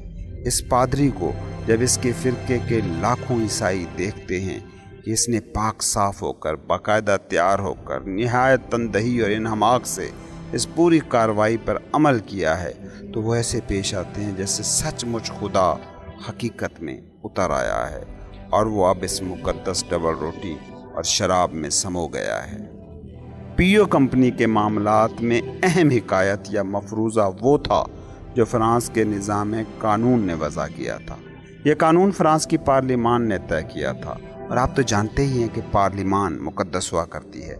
فرانسیسی قوانین کے تحت اگر کوئی رجسٹرڈ وکیل تمام تر اصولوں اور قانونی پرتوں کا استعمال کرتے ہوئے باقاعدہ انداز میں مسلمہ طریقے سے رائج فیس ادا کر کے، جیسا کہ رواج ہے کہ نہایت ادب کے ساتھ کالا کوٹ پہن کر، سر پر وگ ٹکائے، عدالت کی رسمی کارروائی پر پورا اترتے ہوئے تمام تر حلف اور اقرار نامے خوش خط اور کاغذ کی اعلیٰ قسم یعنی ریاست کے جاری کردہ تصدیق شدہ اسٹامپ پیپر پر حرف با حرف لکھ اور کئی بار پڑھ اور پڑتال کر کے لائے مندرجات کے آخر میں جب اپنے موکل، خود اپنے اور مجسٹریٹ کے دستخط ثبت کر کے پیش کرتا ہے تو جج کا ہتھوڑا میز پر گرتے ہی کھٹ سے ایک نئی کمپنی تشکیل پا جاتی ہے، یعنی کمپنی کے وجود میں جان پڑ جاتی ہے۔ 1896 میں جب آرمنڈ پیو نے ایک نئی کمپنی بنانے کا ارادہ کیا تو اس نے اس سارے عمل کو پورا کرنے کے لیے ایک وکیل کی خدمات بھاڑے پر حاصل کی، جس نے مندرجہ بالا ساری رسوم بڑی تندہی سے ادا کی۔ جب وکیل نے صحیح طریقے سے سارے شائر پورے کر لیے تو فرانس کے لاکھوں شہری یکدم ہی ایسا برتاؤ کرنے لگے کہ جیسے پیو کمپنی سچ مچ ایک جیتا جاگتا زندہ فرد ہے، گویا یہ حقیقی وجود کی مالک کوئی ہستی ہے۔ لیکن افسانوی قصوں اور حکایات کو مؤثر طریقے کچھ ایسے بنا کر سنانا کہ لوگ یقین کریں، یہ اتنا آسان کام بھی نہیں ہے۔ اصل مسئلہ کہانی سنانے کا نہیں ہے، بلکہ لوگوں کو اس یقین پر آمادہ کرنے سے تعلق رکھتا ہے۔ تاریخ کا تقریباً حصہ اسی ایک سوال کے گرد گھومتا ہے، اور وہ یہ کہ آخر لاکھوں اور کروڑوں لوگوں کو خداؤں، قوموں یا لیمیٹڈ کمپنیوں پر یقین لانے کے لیے کیسے قائل کیا جائے۔ لیکن لوگ جب یقین لے آتے ہیں تو اس سے آدمی کو بے پناہ طاقت اور دسترس مل جاتی ہے، کیونکہ لاکھوں اور کروڑوں اجنبی مل کر مشترکہ منزل کا نشان ڈھونڈ سکتے ہیں۔ آپ خود سوچیں، صرف حقیقت میں پائی جانے والی چیزوں جیسے پہاڑوں، دریاؤں اور درختوں اور شیروں کے بل بوتے پر ریاستیں تشکیل دینا، چرچ کے تصورات کھڑے کرنا یا قانونی نظام وضع کرنا کس قدر مشکل ہوتا، بلکہ کیسے، یہ تو ناممکن تھا۔ سالہ سال سے آدمی نے قصے اور کہانیاں گھڑنے، تصورات پالنے میں خوب ترقی کی ہے۔ اب ہم غیر معمولی طور پر انتہائی پیچیدہ اور جال در جال کہانی بن سکتے ہیں۔ کہانیوں اور قصوں کے اس جال در جال میں پیو کا قصہ نہ صرف وجود رکھتا ہے بلکہ انتہائی طاقتور بھی ہے۔ لوگ ان قصوں، داستانوں، مفروضوں اور حکایتوں کی بنیاد پر جو کہانیوں کے جال بنتے ہیں، علمی حلقے میں اسے فکشن، سماجی ترتیب یا سب سے بہتر نام تصوراتی حقیقت سے پکارا جاتا ہے۔ کوئی بھی تصوراتی حقیقت جھوٹ نہیں ہوتی۔ جھوٹ تو یہ ہے کہ میں ایک ایسا قصہ گھڑوں کہ آج میں نے دریا کے کنارے ایک شیر دیکھا، جبکہ اصل میں سچ یہ ہے کہ میں جان بوجھ کر غلط بیانی کر رہا ہوں، ورنہ دریا کنارے کوئی شیر وغیرہ نہیں تھا۔ جھوٹ بولنا کوئی اتنی اہم شے بھی نہیں ہے۔ ہرے بندر اور بن مانس بھی جھوٹ بول سکتے ہیں۔ مثال کے طور پر ہرے بندروں کو تحقیق کے دوران جھوٹ بولتے دیکھا گیا ہے۔ سائنسدانوں نے مشاہدے کے دوران دیکھا کہ ایک ہرا بندر چیخا، محتاط رہو شیر ہے، حالانکہ اس وقت ارد گرد کوئی شیر نہیں تھا۔ لیکن جھوٹے بندر کی اس غلط بیانی اور جھوٹ موٹ چیخنے کا اسے فائدہ ہوا۔ وہ فائدہ یہ ہوا کہ وہ بندر جن کے ہاتھ کیلے آ گئے تھے فوراً ہی ڈر کر درختوں پر چڑھ گئے، اور دروغ گو بندر کو کیلوں کی وافر مقدار میں سے چند اپنے لیے ہتھیانے کا نہایت آسان موقع مل گیا۔ جھوٹ کے برعکس تصوراتی حقیقت ایک ایسی شے ہے جس میں کسی تصور یا خیال پر یا سوچ پر سب کے سب افراد اجتماعی طور پر یقین رکھتے ہیں۔ جب تک سب لوگ اس پر یقین دھرے رہتے ہیں، تصوراتی طاقت اپنی اصل حقیقت دکھاتی رہتی ہے۔ شیر نما آدمی کا مجسمہ ساز بھی دل و جان سے ایک شیر نما آدمی کی روح پر یقین رکھتا ہوگا۔ بعض فسوں گروں اور نیم حکیموں کو چھوڑ کر باقی سبھی خداؤں اور بھوت پریت جن چڑیلوں میں پورا یقین رکھتے ہیں۔ سبھی لاکھ اور کروڑ پتی افراد پیسے اور لمیٹڈ کمپنیوں میں یقین رکھتے ہیں۔ انسانی حقوق کے تحفظ پر تحقیق کام کرنے والا ہر شخص دل کی اتھاہ گہرائیوں سے انسانی حقوق کی موجودگی پر یقین رکھتا ہے۔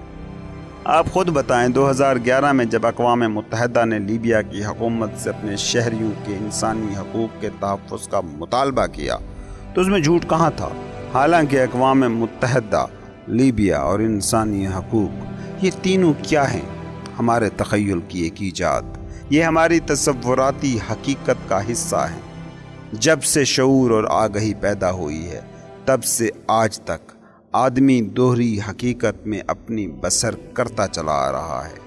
ایک طرف تو واقعی اور معروضی حقیقت ہے جس میں دریاؤں، درختوں اور پہاڑوں اور شیروں کا وجود ہے، اور دوسری جانب تصوراتی حقیقت پھیلی ہوئی ہے جس میں خداؤں، دیوتاؤں، ریاستوں اور کارپوریشنوں کا بسیرا ہے۔ دلچسپ بات یہ ہے کہ جوں جوں وقت گزرتا گیا، تصوراتی حقیقت معروضی حقیقت سے کہیں زیادہ طاقتور ہوتی چلی گئی۔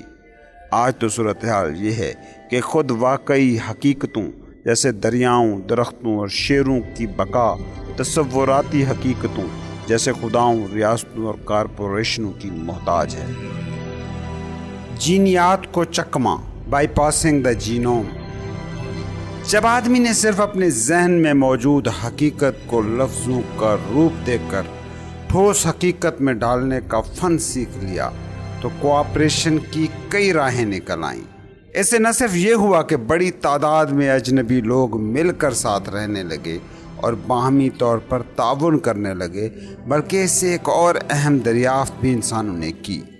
انسانوں کے درمیان جو یہ اشتراک، جو یہ باہمی تعاون پیدا ہوا تھا، اس کی بنیاد میں تھے مفروضے اور مت، اساطیری قصے۔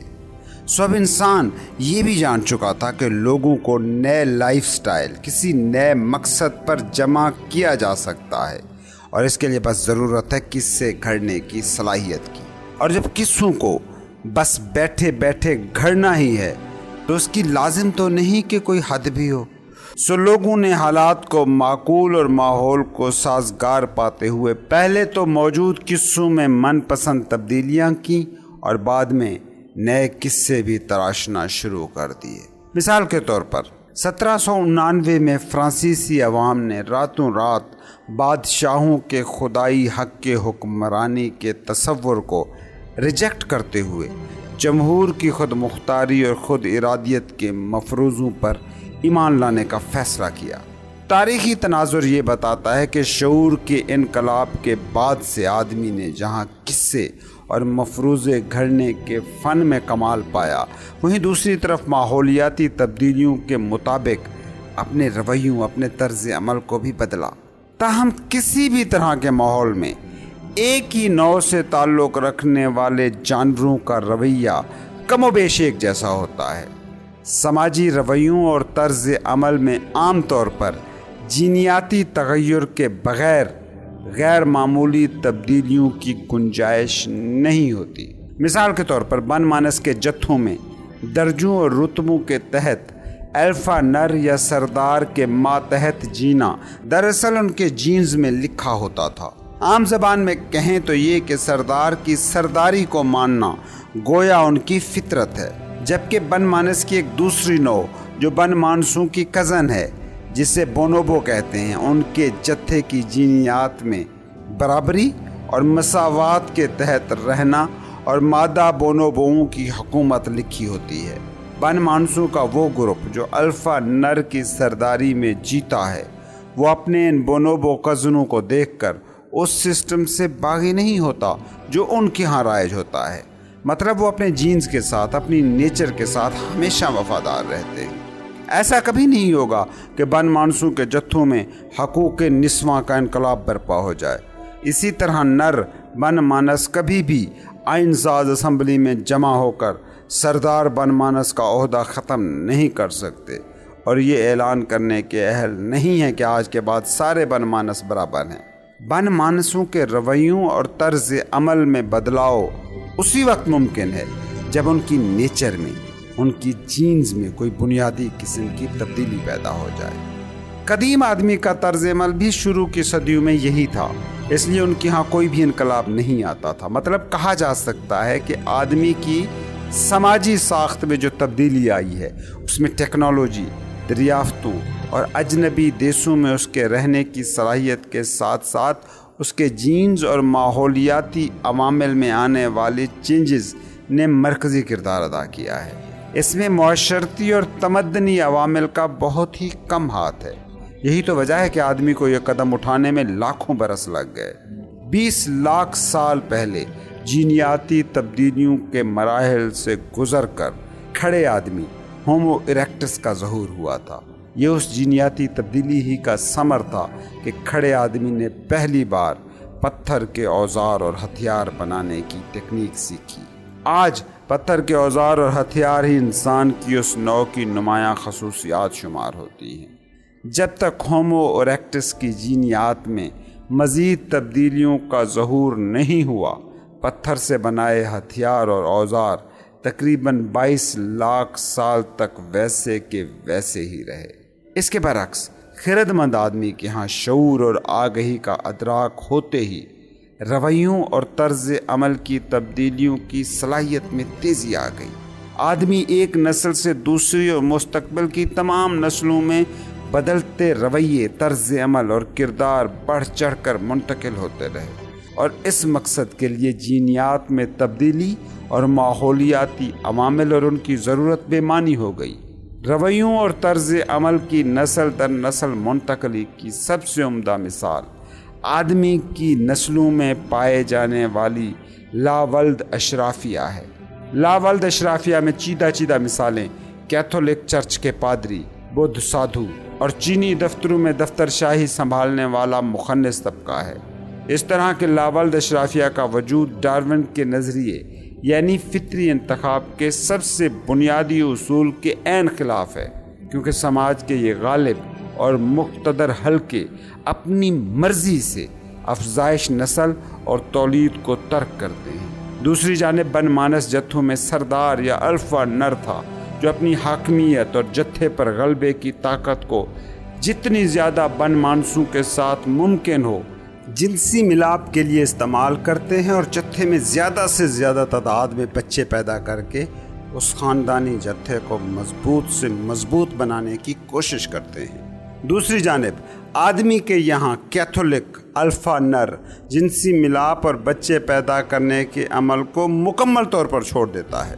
اس کا یہ طرز عمل، یہ رویہ ماحولیاتی عوامل کی دین نہیں ہے، اسے نہ تو خوراک کی کمی نہ ہی جنسی ملاپ کے لیے ساتھی حاصل کرنے میں کسی دقت کا سامنا ہوتا ہے۔ یہ رویہ کسی جینیاتی تبدیلی کا نتیجہ بھی نہیں ہے۔ اس کے باوجود کیتھولک چرچ صدیوں سے چلا آ رہا ہے۔ کیتھولک چرچ کی بقا ایک پاپائے روم سے دوسرے میں تجرد یا کنوارے پن کے ورثے کی منتقلی کا ثمر نہیں ہے، بلکہ اس کی اصل وجہ وہ کہانیاں، وہ مفروضے، وہ حکایات ہیں جو کیتھولک فرقے کے کلیسائی قانون اور انجیل مقدس کے عہد نامے نے طے کر رکھی ہیں، اور یہ تصورات نسل در نسل منتقل ہوتے رہتے ہیں۔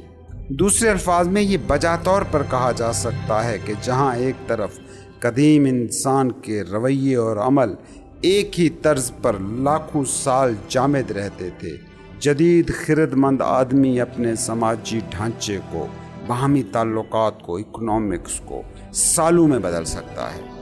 آپ اگر برلن کی کسی ایسی عورت کا تصور ذہن میں لائیں جس کی پیدائش 1900 کے آس پاس ہوئی اور اس نے 100 برس کی عمر پائی ہو، آپ ذرا سوچیں اس عورت کا بچپن جو ہوہنز ولرن سلطنت میں گزرا ہوگا۔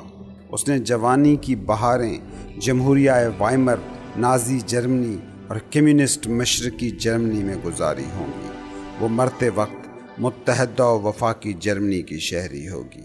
اپنی 100 سالہ زندگی میں اس عورت نے 5 انتہائی مختلف سماجی اور سیاسی نظاموں کا حصہ بن کر رہنے کا کارنامہ سر انجام دیا ہے، لیکن اس مقصد کے لیے اس کے ڈی این اے میں کوئی تبدیلی نہیں آئی۔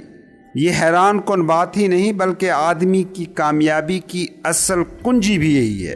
یہ درست ہے کہ نیانڈرتھل انسان دو بدو کشتی لڑتے تو غالباً خرد مند آدمی پر غالب آ جاتے ہوتے، لیکن سینکڑوں کی اجتماعی لڑائی میں نیانڈرتھلوں کے جتنے بھی گروہ ہوں وہ پٹ جاتے ہوں گے۔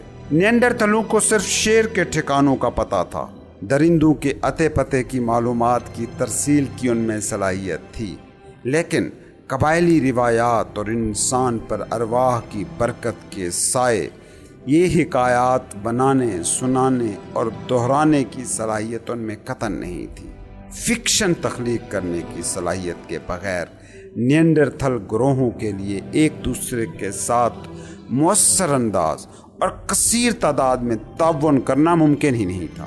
یہی نہیں بلکہ وہ تیزی کے ساتھ سماجی رویوں کو بدل بھی نہیں سکتے تھے، بلکہ اس حوالے سے انہیں سخت مشکل درپیش تھی۔ ظاہر ہے کہ ہم ایک نیانڈرتھل انسان کے دماغ میں اتر کر اس کی سوچ کے انداز کا مشاہدہ تو نہیں کر سکتے، لیکن ہمارے پاس ان کی دماغی صلاحیتوں بارے کچھ ضمنی اور بالواسطہ ثبوت ضرور موجود ہیں جن کو ہم خرد مند آدمیوں کے ساتھ کمپیئر کر سکتے ہیں۔ آثار قدیمہ کے ماہرین کو کھدائی کے دوران وسطی یورپ میں 30,000 سال پرانے خرد مند آدمی کے آثار میں سمندری سیپیاں اور صدف ملے ہیں۔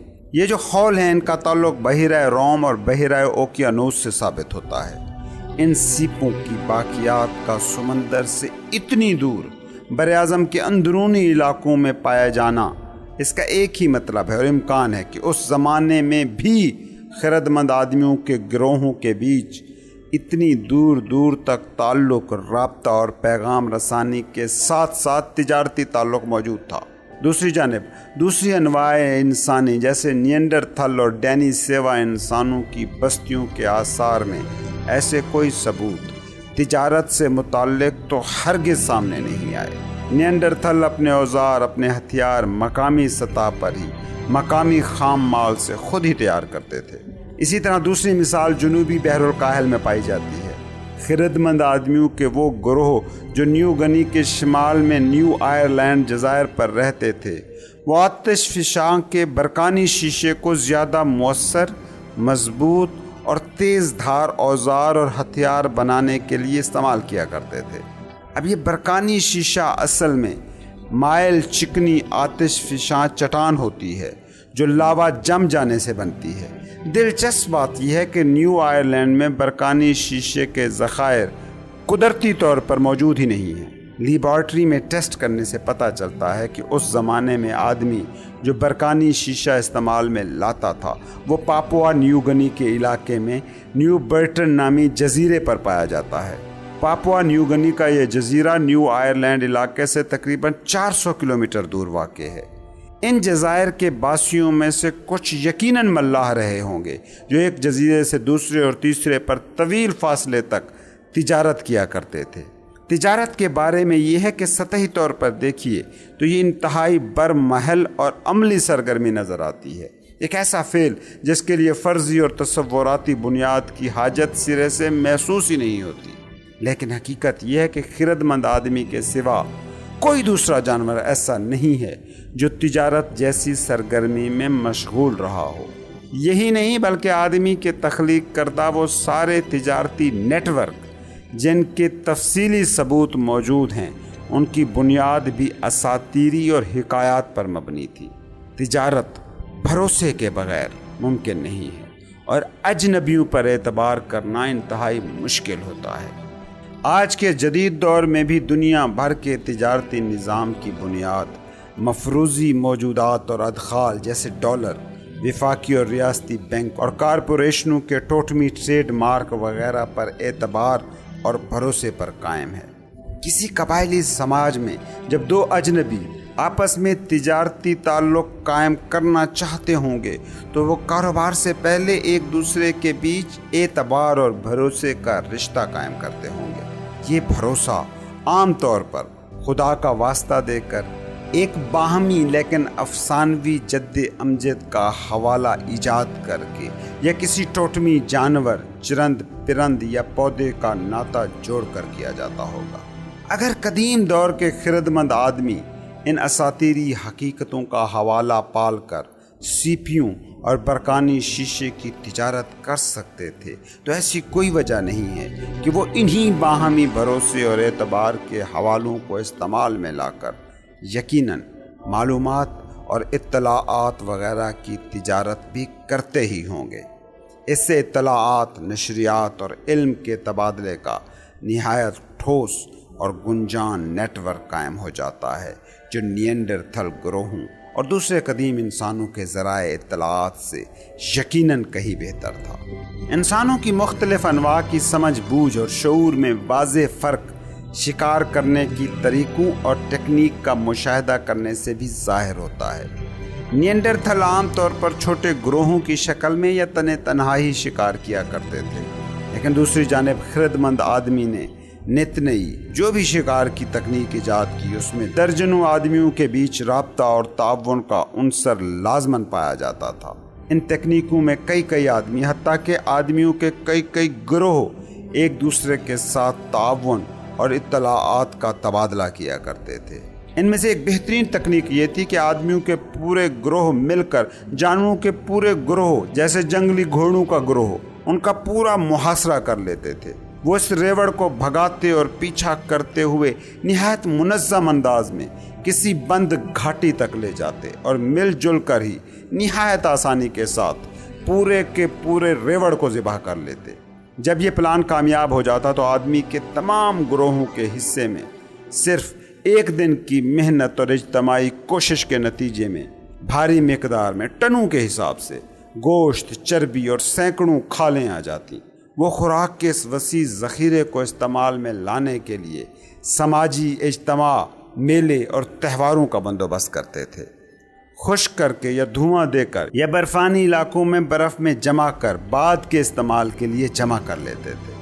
आसार कदीमा के माहिरीन को उस ज़माने की बाक़ियात में से ठोस शवाहिद मिले हैं जहाँ रेवड़ों के रेवड़ सालाना बुनियादों पर इन तरीक़ों से ज़िबा होते थे। ऐसी भी जगह मिली हैं जहाँ बाड़ लगाकर या रुकावटें खड़ी करके मसनूई जाल या फंदे लगाए जाते थे। जानवरों को बड़ी तादाद में ज़िबा करने की सहूलत के लिए मैदान और सहूलियात तो इन आसार में बहुत ही आम मिल जाते हैं। मतलब हम ये नतीजा निकाल सकते हैं कि निएंडरथल यकीनन अपनी रिवायती शिकारगाहों को यूं खिरदमंद आदमियों के ज़बा खाने बनता देखकर सेख पा रहते होंगे। ताहम इस ज़िम्न में अगर इंसानों की दोनों अनवा के बीच तशद्दुद भी फूट पड़ता तो निएंडरथल किसी भी सूरत इंसानों का मुकाबला नहीं कर सकते थे। आदमियों के सामने उनकी मिसाल भी जंगली घोड़ों की ही थी। 50 निएंडरथल ग्रोह की शक्ल में रिवायती اور بلا نمود جامد طریقے سے کسی بھی طور پر 500 ہماگیر اور اختراعی آدمیوں کا مقابلہ نہیں کر سکتے تھے۔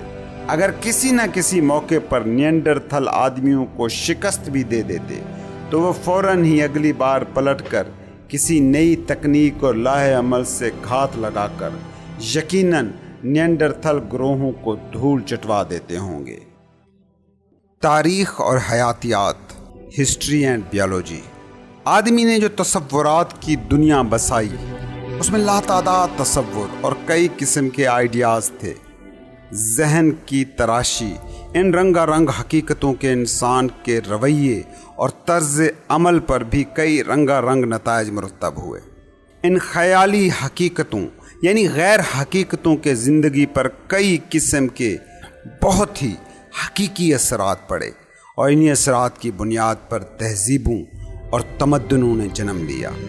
تہذیب اور تمدن کے ظہور کے بعد خیالی حقیقتیں اور بھی زیادہ بڑی حقیقت بن گئیں۔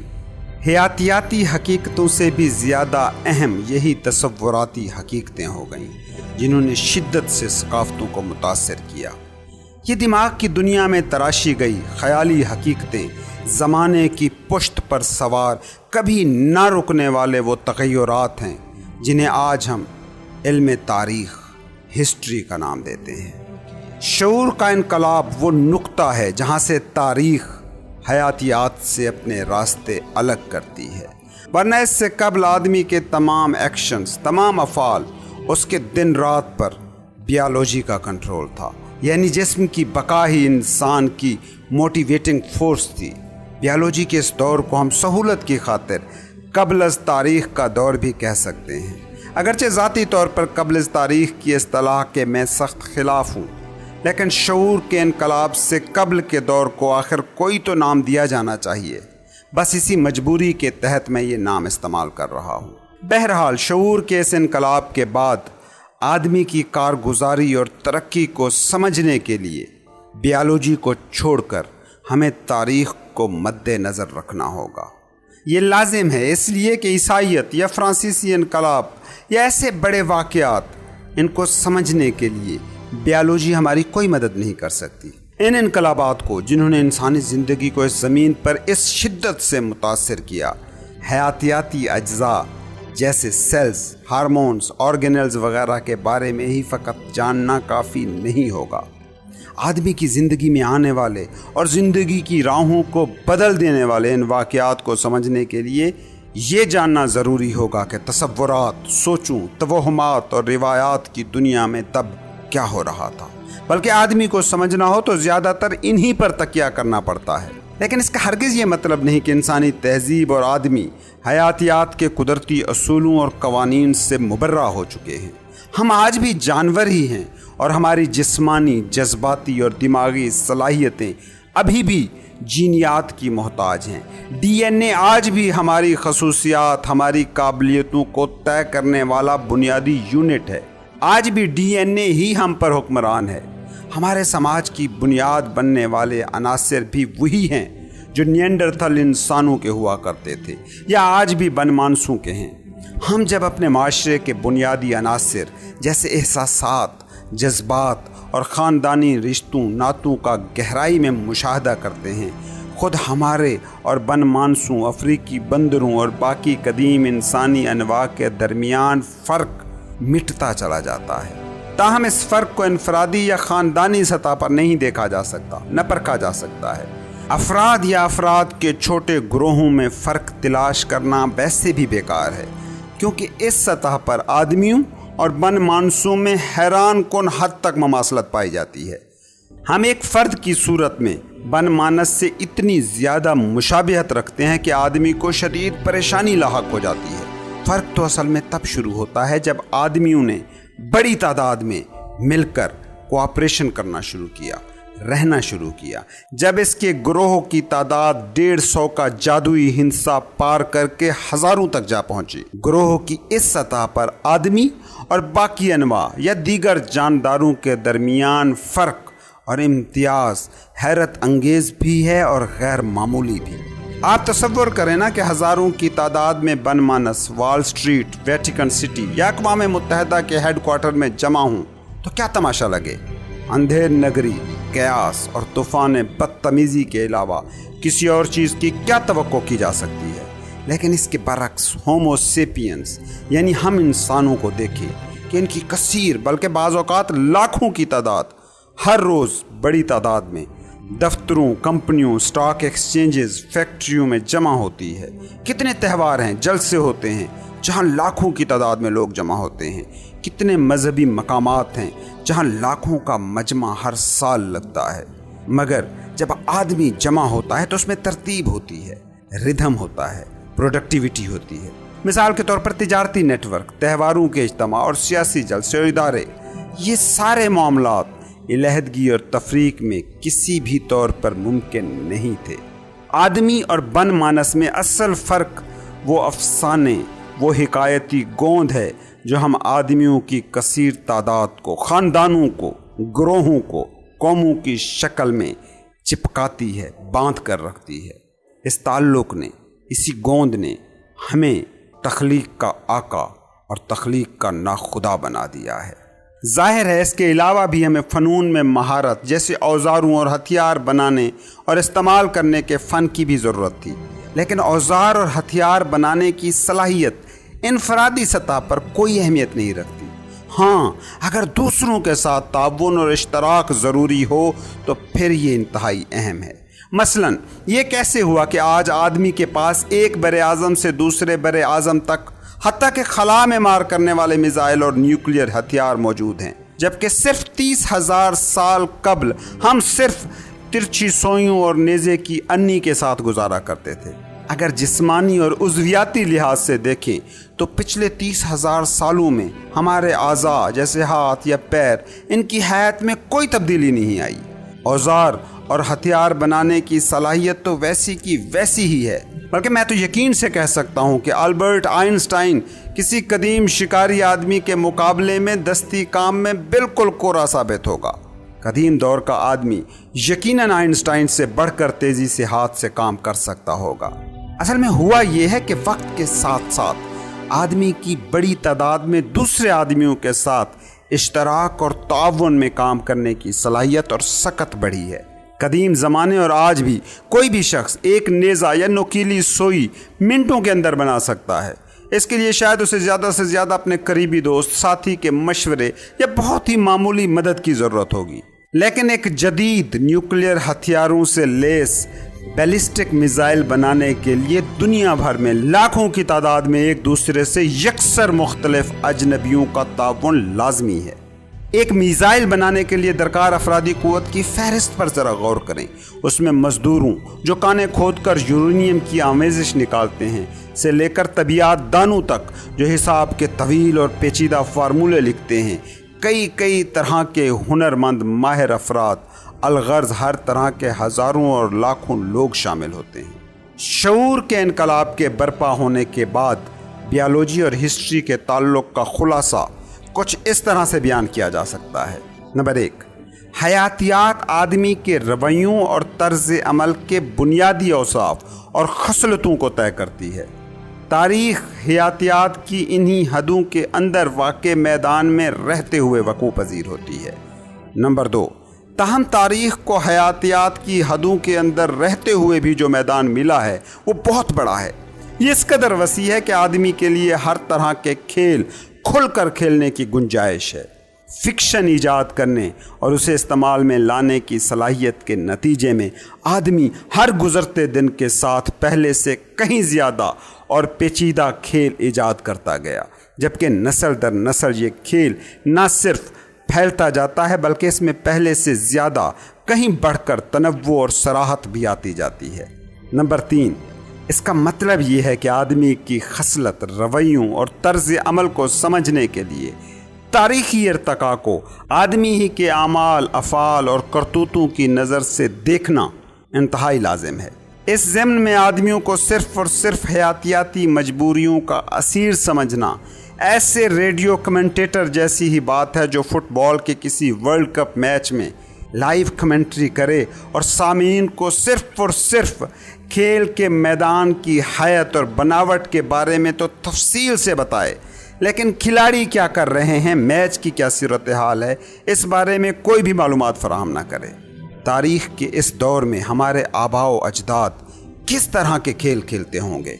जहाँ तक हमें मालूम है वो लोग जिन्होंने 30,000 साल कबल शेर की मूर्ति बनाई थी, उनकी जिस्मानी, जज्बाती और अक़ली सलाहियतें वैसी ही थीं जैसी हमारी हैं। सुबह सवेरे जाग कर वो पहला काम क्या करते थे, वो नाश्ते में क्या खाते थे, उनके दोपहर का खाना कैसा था, उस ज़माने में समाज कैसा था, माशरा क्या था, क्या वो भी यकज़ौजगी का प्रचार करते थे या उनके यहाँ मुश्तरका ख़ानदान का तसव्वुर था, उनके यहाँ तकरीबात कैसे होती थी, कौन कौन सी अखलाकी कदरें थीं, क्या क्या रस्में थीं, कौन से खेल वो खेलते थे, मजहबी त्यौहार कैसे होते थे, वो इबादत कैसे करते थे और किस तरह की करते थे, क्या वो भी जंगें लड़ते थे।